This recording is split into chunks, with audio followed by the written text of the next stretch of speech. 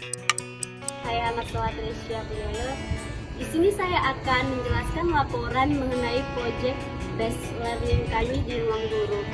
Nah, pertama saya akan menjelaskan sedikit teori dari materi yang kelompok PBL saya ambil dengan judul Mampu Memahami Komunikasi Pemasaran Jasa, yang artinya yaitu mampu bagaimana cara menyampaikan informasi atau kesan dari suatu layanan atau jasa pada target pasar, di mana teori kami terbagi tiga, yaitu yang terbagi ke dalam tiga sub materi. Yang pertama itu komunikasi pemasaran layanan terpadu.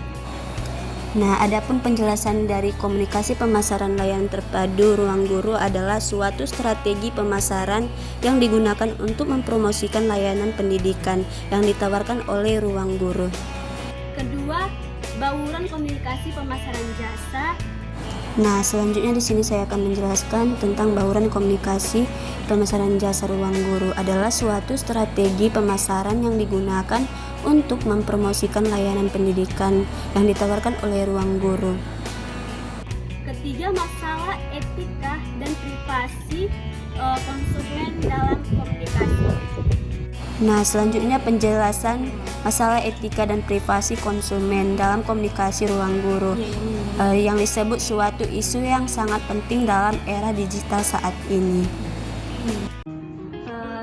Yang kedua itu adapun kegiatan yang kami lakukan di saat selama PBL, yaitu di hari pertama kami diperkenalkan dengan narasumber yang bernama Bapak Kabrilil Muhanimin, kepala acara atau di cabang Ruang Guru Medan di sisinya Mangaraja. Lalu mereka menjelaskan tentang profil perusahaan Ruang Guru.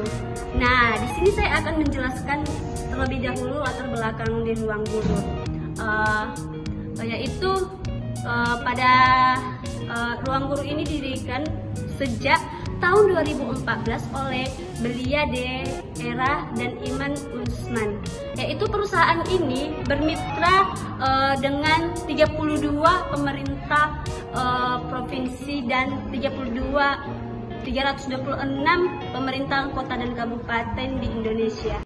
Nah, kunjungan kedua kami yaitu membahas pentingnya menyampaikan pesan yang konsisten dan terpadu kepada pelanggan melalui berbagai saluran komunikasi. Nah, poin pertanyaan yang kami ajukan yaitu menentukan audience target. Nah, itu audience target itu dimulai dari umur 10 sampai 23 tahun, yaitu anak SMP, SMA, mahasiswa dan kedinasan. Nah, selanjutnya kami mengajukan pertanyaan menetapkan tujuan komunikasi layanan. Nah, di sini Ruang Guru itu menjelaskan cara menetapkan komunikasi layanan. Di pelanggan itu sangat merasa puas ketika lulus PTN, dan itu terbagi dua, yaitu yang pertama gali kebutuhan atau needs, dan yang kedua itu melayani dan memenuhi kebutuhan dengan baik. Nah, pertanyaan ketiga itu ada mengembangkan pesan layanan yang efektif, di mana ada dua. Yang pertama itu digital marketing, contohnya itu Instagram dan YouTube. Dan selanjutnya marketing konvensional. Konvensional di Ruang Guru dapat diartikan sebagai pendekatan tradisional atau konvensional dalam menggunakan platform Ruang Guru sebagai sarana belajar. Kunjungan ketiga kami itu topik pembahasannya itu menjelaskan berbagai elemen dalam bauran komunikasi pemasaran jasa. Poin pertanyaan yang kami ajukan itu yaitu media komunikasi layanan dan efektivitasnya. Nah, di sini ada tampilan media komunikasi layanan dan efektivitas. Ada WhatsApp. Itu misalnya mereka membuat saluran grup Ruang Guru. Mereka memberikan informasi dari grup tersebut seperti pengumuman, memberitahu jadwal pelajaran, tugas dan proyek yang ingin diselesaikan. Dan yang selanjutnya itu ada juga diskusi membahas tentang sebuah topik yang mungkin sulit untuk dipahami, dan WA itu bisa mengingatkan mereka untuk membahas tentang seperti ujian atau presentasi mereka. Nah, yang selanjutnya ada Instagram. Instagram ini memberikan layanan komunikasi ruang guru dan juga ada postingan. Nah, selanjutnya pertanyaan kedua kami itu jenis-jenis sumber komunikasi yang digunakan di ruang guru itu. Nah, itu ada dua, verbal dan non-verbal.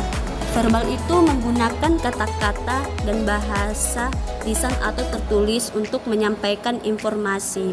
Contohnya itu melalui video pembelajaran atau rekaman audio dan diskusi online. Nah, kalau non-verbal itu artinya menggunakan gambar atau grafik, tabel untuk menyampaikan informasi. Contohnya itu gambar ilustrasi dan video tanpa suara, seperti gambar diagram untuk menjelaskan konsep atau proses. Nah, pertanyaan ketiga kami itu bagaimana perusahaan mempengaruhi persepsi pelanggan terhadap jasa yang ditawarkan. Ada beberapa cara, yaitu ada kualitas konten tentang nilai jasa yang ditawarkan, dan kedua itu kemudahan akses seperti tentang kenyamanan dan kepuasan menggunakan jasa tersebut, dan yang terakhir itu interaksi dengan guru. Mereka dapat mendapatkan dukungan dan bantuan yang diberikan.